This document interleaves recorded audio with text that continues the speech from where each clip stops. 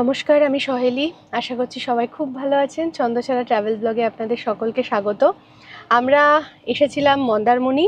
এবারে আমরা যদিও ঠিক করেছিলাম যে আজকে দীঘা যাব না, কারণ একটা নোটিফিকেশান ছিল যে দীঘার মন্দির মনে হয় বন্ধ। কিন্তু ওই আর কি, মনে হচ্ছে একটু অ্যাটলিস্ট গিয়ে দেখি, এত কাছাকাছি এসছি। তারপরে মেরিন ড্রাইভ রোডটা তো এখন খুব সুন্দর হয়েছে, তো ওখান দিয়ে যাব। চেষ্টা করব যদি মন্দিরটা দেখা যায়, যদি খোলা থাকে বা বাইরে থেকেও যদি দেখা যায়, খুব জ্যাম যদি না হয়। এবার পুরোটাই ডিপেন্ড করছে সিচুয়েশনের ওপরে, তাহলে দেখা যাক। সত্যি কথা বলতে মন্দারমণি আমার খুব প্রিয় একটা জায়গা, তাই আজকাল আর মন্দারমণি ক্রস করে দীঘা অবধি এসেই ওঠা হয় না।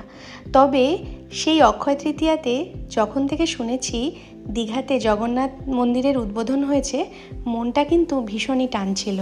তাই এত কাছাকাছি এসে একবার মন্দির দর্শন না করে পারলাম না। তাহলে চলুন রথের ঠিক প্রাক্কালে ঘুরে দেখি দীঘার জগন্নাথ মন্দির।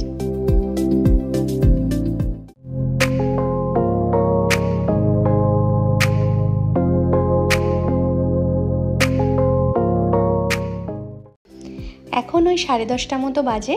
সকালবেলায় মন্দারমণির হোটেল থেকে চেক আউট করে আমরা সোজা তাজপুর হয়ে বিচের ধার দিয়ে যে রাস্তাটা হয়েছে শঙ্করপুর হয়ে আমরা সোজা যাব দীঘাতে। সেখানে আজকে আমাদের দ্রষ্টব্য হচ্ছে এই জগন্নাথ ধাম। আপনারা যদি নিজেরা গাড়ি চালিয়ে আসেন তাহলে যাওয়া বা আসার পথে এই রোডটা কিন্তু একবার এক্সপ্লোর করতে পারেন। তার কারণ তাজপুর থেকে শঙ্করপুর এই যে 3 কিলোমিটারের স্ট্রেচটা, এটা কিন্তু একদম সমুদ্রের পাশ দিয়ে, এবং এখান দিয়ে যেতে এত সুন্দর লাগছে কি বলবো। এই 30 কিলোমিটার লম্বা মেরিন ড্রাইভ রোডটা কিন্তু কানেক্ট করছে মন্দারমণি, তাজপুর, শঙ্করপুর আর দীঘাকে। রাস্তাটা একটু সরু, মানে পাশাপাশি দুটো গাড়ি আরামসে যেতে পারে। আর বাঁদিকে এই যে দেখতে পাচ্ছেন এত বড় বড় ঢেউ উঠছে, মনে হচ্ছে যেন জলের ঝাপটা গাড়িতেই ঢুকে পড়বে। এই যে সামনে দেখা যাচ্ছে শঙ্করপুর। শঙ্করপুরে বহু বছর আগে একবার এসেছিলাম, এখন কিন্তু দেখে চিনতেই পারছি না। দীঘাতে তো বরাবরই প্রচণ্ড ভিড় হয়, আর আজকাল জগন্নাথ মন্দির হওয়ার জন্য ভিড়টা আরও বেড়েছে। তাই আপনারা চাইলে কিন্তু তাজপুর, মন্দারমণি বা শঙ্করপুরে থেকে দীঘার এই মন্দিরটা দেখে আসতে পারেন। সমুদ্রের ধার থেকে রাস্তা এবার বেঁকে গেল ডান দিকে।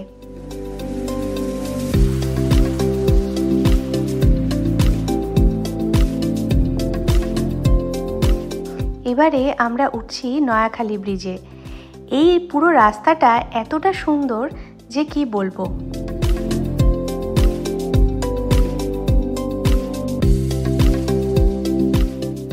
রাস্তার বাঁদিকেই দীঘার মোহনা, একদম ছবির মতো লাগছে। মন্দারমণি থেকে দীঘা এই মেরিন ড্রাইভ রোড ধরে প্রায় 30 কিলোমিটারের মতো দূরত্ব।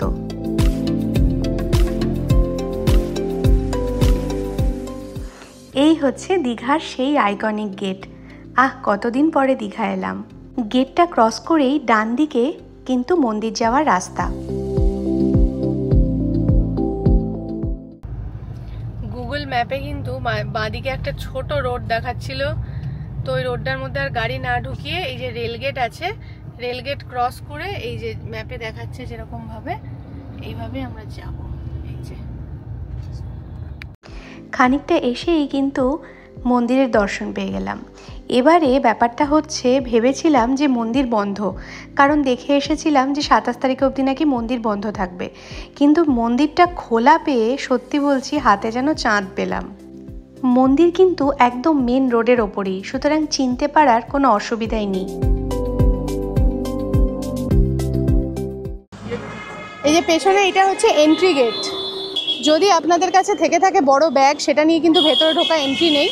আর এই যে আমার কাঁধে যেরকম একটা ছোট ভ্যানিটি ব্যাগ টাইপের আছে, এইগুলো কিন্তু নিয়ে যেতে দিচ্ছে আফটার চেকিং, কিন্তু বেশি বড় হলে কিন্তু বাইরে কাউন্টারে রেখে যেতে হবে।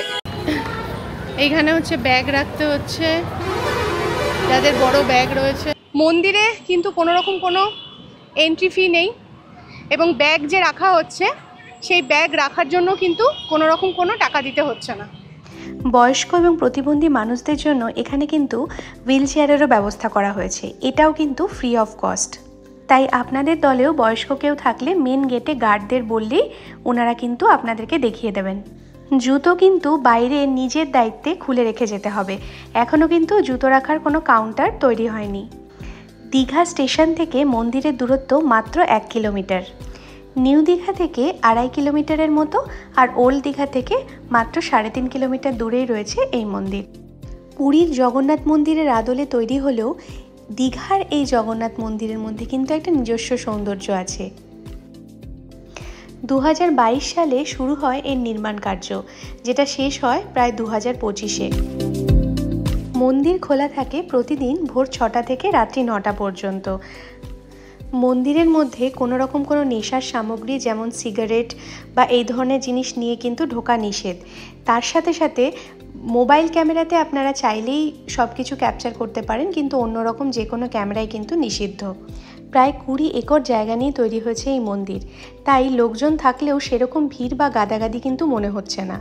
এখানে কিন্তু নিম কাঠের জগন্নাথ বলরাম সুভদ্রার মূর্তির সাথে পাথরের মূর্তিও রয়েছে। এখানকার সবথেকে উঁচু মন্দিরের শিখরের উচ্চতা হচ্ছে 65 মিটারের মতো। এইটা হচ্ছে মেন মন্দির আর গর্ভগৃহে ঢোকার রাস্তা। এটা কিন্তু রথের জন্য এখন বন্ধ আছে। আমি বিশ্বাস করি ঈশ্বর এই বিশ্বের সর্বত্র বিরাজমান, তাই চাক্ষুষ দেবতাকে দর্শন করতে না পারলেও কোনো দুঃখ নেই, কারণ উনি আমাদের সকলের অন্তরেই আছেন। আগামী 27 তারিখের পর থেকেই কিন্তু আবার জগন্নাথ দেবকে দর্শন করা যাবে। ভুবনেশ্বরের বিখ্যাত শিল্পী সুদর্শন মহারানা কিন্তু এখানকার মন্দিরের মূর্তিগুলি নির্মাণ করেছেন। আর মন্দির নির্মাণ হয়েছে লাল স্যান্ডস্টোন দিয়ে, যেটা কিন্তু বেশিরভাগই এসছে রাজস্থান থেকে। আমার আরতি দেখতে সবসময় ভালো লাগে, তাই রাধাকৃষ্ণের আরতি হচ্ছে দেখে একটু দাঁড়িয়ে গেলাম। এই মন্দিরের লোকেশন সবথেকে ভালো যদি বোঝাতে হয় তাহলে বলতে হয় এখানে গভর্নমেন্টের যে দীঘালি প্রপার্টিটা আছে তার একদম পাশেই হচ্ছে এই মন্দির। রথযাত্রার জন্য এখানে যেন চারপাশে সাজো সাজো রব। শোনা যাচ্ছে এখানে নাকি পুরীর আদলেই সোনার ঝাড়ু দিয়ে রাস্তাও ঝাড় দেওয়া হবে। এখানে কিন্তু প্রসাদ বিতরণ হচ্ছে এবং এখানে 50 থেকে 100 টাকা বিভিন্ন দামের কিন্তু প্রসাদের প্যাকেট রয়েছে। ওই যে দূরে দেখা যাচ্ছে 3টে রথ রাখা আছে, ওটাই কিন্তু এখন ধীরে ধীরে সেজে উঠছে রথযাত্রার জন্য। মন্দিরের সামনে দুপাশ দিয়ে এই দুটো জলাশয় কিন্তু আমার খুব সুন্দর লেগেছে। এছাড়াও মন্দিরের পাশেই কিন্তু রয়েছে পানীয় জল, বাথরুম এবং পার্কিংয়ের ব্যবস্থা। মন্দির দেখা কমপ্লিট, যদিও জগন্নাথ দেবের দর্শন হলো না, তবুও হলো না বলেই আরেকবার আসা হবে হয়তো। তো এবারে আমরা বেরিয়ে যাচ্ছি এখান থেকে। আজকে কিন্তু ভালোই গরম পড়েছে, তাই অবস্থা বেশ কাহিল।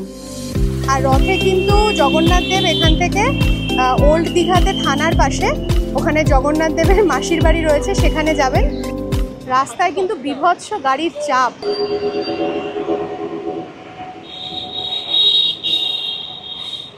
খালি পায়ে চলেছি, তার কারণ হচ্ছে যে ওখানে বাইরে জুতো রাখার কিন্তু কোনো কাউন্টার নেই, সবাই বাইরে খুলে খুলে ঢুকছে।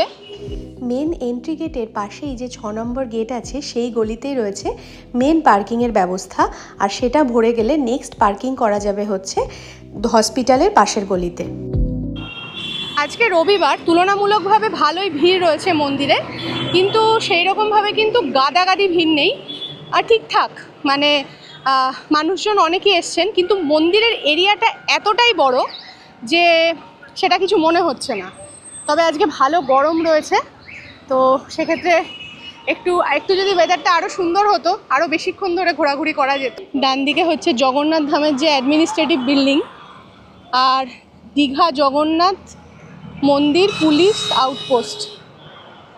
আমাদের মন্দারমণি, দীঘার জগন্নাথ মন্দির সমস্ত এই যে জার্নি সেটা কমপ্লিট হলো। এবারে বাড়ি ফিরে যাওয়ার পালা। এখন বাজছে হচ্ছে দুপুর 1টা। এখান থেকে এবার রওনা দেব কলকাতার পথে। দীঘাতে আর লাঞ্চ করিনি, পথে কাঁথিতে একটা দারুণ রেস্টুরেন্টে লাঞ্চ করলাম। আপনারা কি গেস করতে পারছেন এই এত বড় থালিটার দাম কত হতে পারে? এই চিকেন থালিটার দাম হচ্ছে মাত্র 270 টাকা, আর জায়গাটা হলো কাঁথিতে কেপস রেস্টুরেন্ট। আপনারা চাইলে ট্রাই করতে পারেন।